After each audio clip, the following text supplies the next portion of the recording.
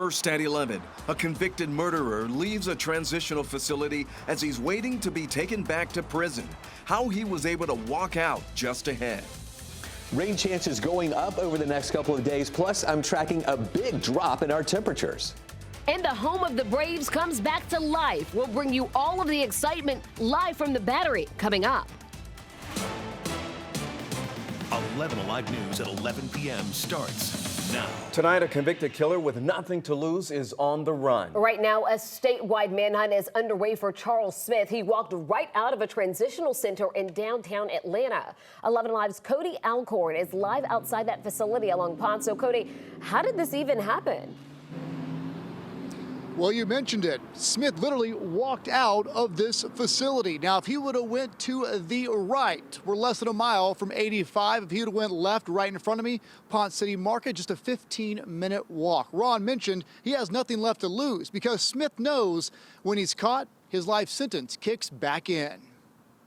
A statewide bolo is out for Charles Edward Smith, convicted of murder in a 1992 homicide in Clayton County. Smith was sentenced to life with the possibility of parole in 1994. At the time, Smith was eligible for parole after 7 years, but denied. But he would have been denied several times prior to being finally approved for parole. He received a favorable grant in March of 2021 and was released on parole. He was under parole supervision for 2 years. Just recently, the Board of Pardons and Paroles was notified Smith violated the terms of his parole. Steve Hayes is the director of communications for the board. Once the board was notified of the violations, it took quick action to have him detained. Hayes says the board assessed the violations. They determined he could be placed here at this minimum security transitional center on Ponce. And if he successfully completed that programming, then he could be returned to parole supervision in the community. That wouldn't be the case. He violated the terms and the criteria for placement in that facility. The board was notified of that. The board took, again, swift and decisive action and was revoking his parole. Hayes says Smith knew this when he left the facility on Wednesday and knows what's next when he's caught. He would resume in prison a life sentence. He would still be parole eligible. So the board at some point would have to reconsider. We're still working to find out exactly what those violations were, but the most important thing right now is getting this convicted killer off the streets. All right, Cody, thank you so much. Now, we do want to add some context here about Georgia's sentencing guidelines. This murder happened in 1992, but before 1995, most life sentence offenders like Smith only had to serve 7 years before becoming eligible for parole. Smith served 28 years before being granted parole, and today offenders serving life sentences who are eligible for parole must serve 30 years before being considered for release. Right now, Atlanta police say they need your help tracking down a sexual assault suspect. Investigators say this incident happened last week by a coffee shop along Peachtree Road Northeast. Take a look at this photograph here, one of several put out by the Atlanta Police Department. They say this is the male suspect they are looking for. He's wearing a black ski mask, black pants, light colored shoes, and a multicolored shirt. If you can help track down this suspect, give Crime Stoppers a call. And of course, we got a lot more in this case online on our website at 11alive.com.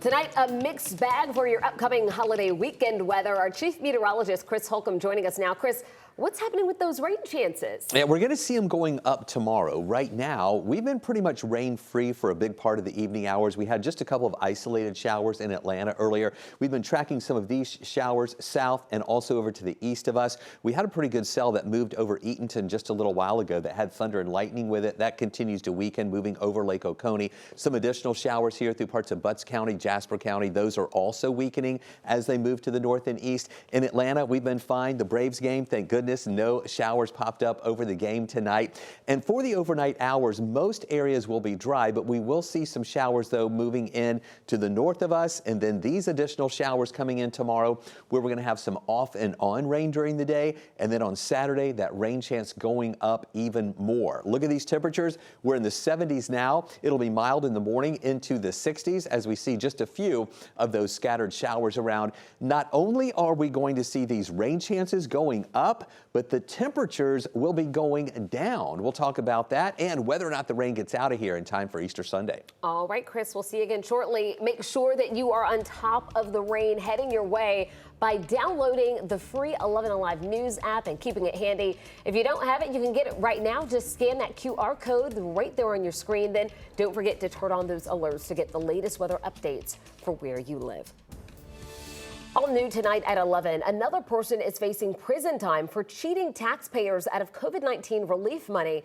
This time, the person convicted is a now former Fulton County Sheriff's deputy. Yeah, apparently she was the ringleader of this scheme, working to steal more than $6 million meant for small businesses that were struggling to survive during the pandemic. 11 Alive John Sherrick is on that story for us tonight. It was the summer of 2020. Small businesses across the country racing to get a share of the COVID relief money that Congress had just made available before the money ran out. That's when a Fulton County Sheriff's deputy named Katrina Lawson came up with her get-rich-quick scheme, a scheme that 9 months later would get her indicted by a federal grand jury, along with her co-conspirators, including 2 other Fulton County deputies. And last week, Lawson was convicted on all counts of fraud and money laundering, a dozen people convicted in all. Lawson's scheme: just pretend to be a business owner. So she filled out paperwork for COVID relief money, recruiting others who agreed to let her claim them as employees. Before she was caught, she had received more than $6 million in grants and forgivable loans. That's $6 million that should have gone to legitimate small businesses struggling to survive the pandemic. Suddenly, Lawson was a deputy who was spending big, including $74,000 for a Mercedes-Benz, $13,000 for a Kawasaki motorcycle, $9,000 for liposuction. Several times a month now, the U.S. Department of Justice announces convictions of people across the country who stole COVID relief money. Estimates of hundreds of billions of dollars stolen from deserving businesses. Katrina Lawson will be sentenced in July, 3 years after she came up with her scheme, and now facing years in federal prison. In Atlanta, John Sherrick, 11 Alive News. Tonight, Georgia State University police have stepped up their security patrols, and that will continue through the weekend. This comes in direct response to last weekend. A man was shot in the back at the racetrack on Piedmont Avenue. That's right across from a Georgia State dining hall. And there was also this scene the night before in front of that same racetrack, a large crowd gathering at the intersection of John Wesley Dobbs and Piedmont Avenues. Georgia State University's police chief says his department is already taking steps to increase security in the area. This includes adding more street lights on certain streets and reaching out to nearby apartments that house GSU students to enforce an ID rule for guests. Today, the Biden administration proposed a new federal rule change that would allow schools to enforce some restrictions on transgender student athletes, but it opposes policies that categorically ban those students from participating on sports teams consistent with their gender. According to a public notice from the U.S. Department of Education, the proposed rule would establish that policies violate Title IX if they try to create those bans. Oh, what a night at Truist Park. The Braves home opener ending about a half hour ago in dramatic fashion. The game-winning hit by Orlando Arcia at the bottom of the ninth. The Braves, they beat the Padres 7-6. A sellout crowd of more than 42,000 inside Truist Park tonight to soak in all the pageantry of opening day. And what a way to kick things off at home. Many of them carrying hopes, these fans, that the Braves can end this season with their second World Series title in just 3 years. 11 Alive's Bobeth Yates joining us now live at Truist Park. Bobeth, what was it like out there? Well, the best way I can describe it is electric. The fans were excited for tonight's home opener, especially after the wins on the road, to come back and do it again right here at home. This is a big deal. David Hull was among the about 41,000 people who packed Truist Park for the Braves home opener. And according to him and his friends, he may be the team's secret weapon.